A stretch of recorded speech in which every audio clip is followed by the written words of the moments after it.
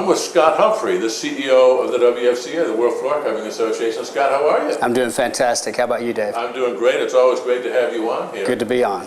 And with the news about the S-600 carpet installation standard, the fact that it's been officially approved by the American National Standards Institute, I wanted to have you on to talk about that. Certainly. First, let me ask you, when we've talked about this standard any number of times up to this point, but talk about when a standard has been approved by ANSI.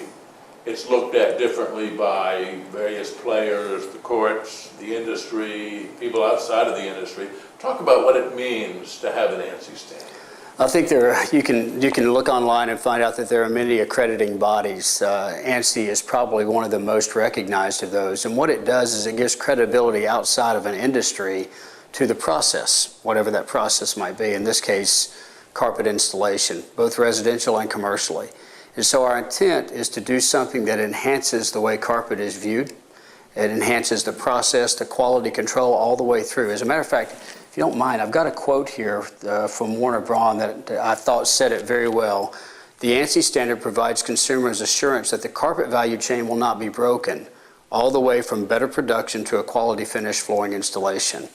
And that's really what it is. It's something that builds on the knowledge and things that we have in the industry and allows us to take that in a way that it's viewed positively by people in the industry all the way through to the end user. Mm-hmm. And of course, the way the standard was put together, having all players in the industry come together and work, what, over 5 years? Yeah, it was a very long process, Dave, longer than any of us wanted it to be, and I think that's the reason you had some people that just kind of pulled out of it at the end.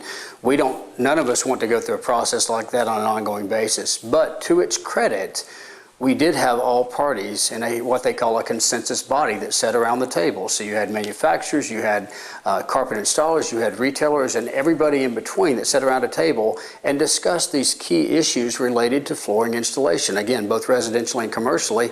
If somebody had a differing opinion, it was thrown out in the room and discussed. Not only that, but twice you had processes of review. So once a chapter was finished, it would go out and everybody could review that and determine, yeah, I'm okay with it. Or once again, they could raise their hand and say, hang on, I've got a problem with that. And so the checks and balances of an ANSI standard allow you to know that the quality of that at the end is above reproach. Well, that's really the bottom line, is who sat down at that table to make up this standard, and all players obviously makes it a quality standard. Correct, yeah. Now, what would you say the cost of not having an ANSI standard are? What are some of the downsides of not having one? We don't think about the need for a standard. We take so much for granted because we're a spoiled country in the United States. We have so much. But think about this. Let's imagine that there was no standard to light bulbs. So light bulbs didn't necessarily have to fit the same fitting. What about spark plugs for your car? What if spark plugs could be made differently by every manufacturer? What about clothing sizes? What if a size 28 to one person is something else to somebody else? Standards allow uniformity. They allow people to know what to expect in the process. And an end user, an end consumer, should be able to feel confident that the installation is going to be up to their expectation, the expectation that is set during the selling process. The standard should be a given. Now, we've had a standard that was developed by the industry, and it was a good standard, 104, 105 by CRI. Thank goodness we had that to operate on for this long. But years ago, the CRI saw the need for us to go above and beyond that and called the WFCA in as a partner, and we began to realize that an ANSI standard would give us greater credibility, not just within the industry, but outside the industry as well. Mm-hmm. Now, there's a period where objections will be heard by ANSI, as I understand it. Talk about that. Well, there have been review periods already. Those are 45-day review periods that have happened throughout the process. But right now, it has been approved, but there is a 15-day appeals process. So if anybody can, at this point, and I think there's only one party that might appeal this, if they appeal it, they have to do it in that 15-day period. If not, then it becomes an approved ANSI standard, which means that it will go through the continual process of being revised based on new technology or anything that happens within the industry that we think needs to be added to the document. And that's what, every so many years? Yeah, I think it's every year and a half initially, and then it extends to longer periods of time as it goes forward. Okay. Now, this period of objection, How does that differ from previous? Because there have been other periods where people could object to this. Yeah, the good thing about ANSI, once again, is it allows numerous appeals processes to make sure that the end document, again, is above reproach. And so you had review periods in the past which allowed people to say, I have a question about that. Then the consensus body would get back together and answer that question.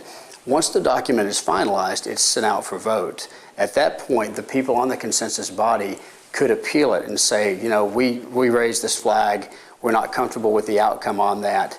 We've been through one of those processes now. It can be appealed one more time, and that's this 15-day period. So if it's appealed during the 15-day period, then they go before the ANSI body and do that appeal live in front of that governing body.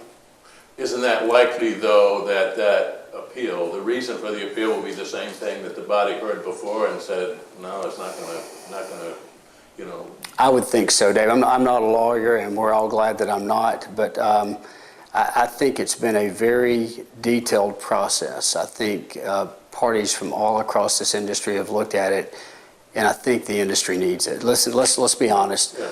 This was not a popular process with a lot of people, not because we don't want the ANSI standard, but because the process itself was so cumbersome.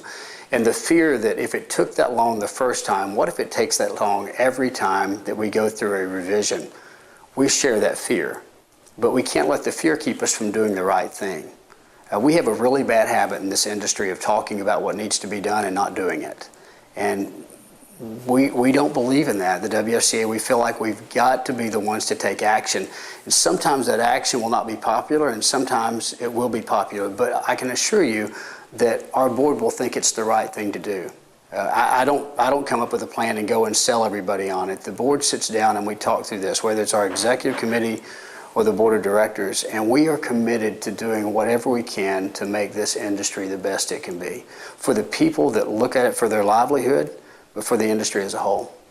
Well, basically, all of the people, all of the stakeholders were in favor of this at the beginning, which was pretty unusual that everybody in an industry agrees to one thing anyway, but it seemed like everybody was for this. Everybody was really pulling on the same end of the rope, it seemed to me. Well, I think you're for it because you know there's a need to fix this and make it this. Yeah. It's the process that causes people to pull apart, because once you dive in, it can become quite cumbersome on some parties. I mean, let's face it, for retailers, who we primarily represent, the process has been cumbersome for some time.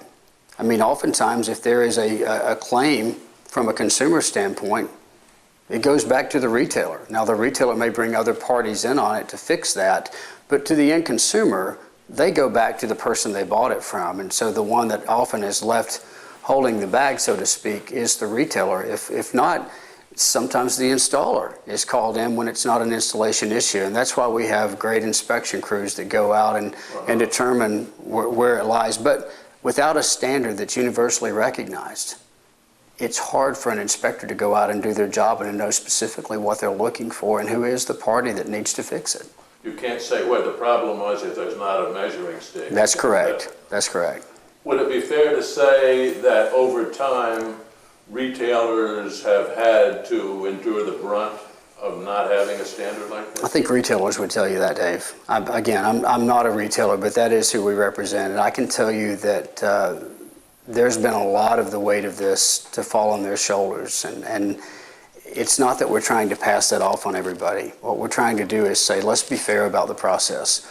Let's make sure, because I can tell you that if I tell my kids on the backside what they should have done, I'm probably guilty. But if I tell them on the front side what should be done, then they knew, and either they chose to obey that guideline or they chose not to. What the standard allows us to do is to get on the front side of an issue, and every party to know what their responsibility is, so that the end product makes people want to come back and buy carpet again and again, because they love the soft feel, they love the sound reduction, all the positive qualities that carpet gives you. We want to make sure that the end result makes them want to come back and buy that product again.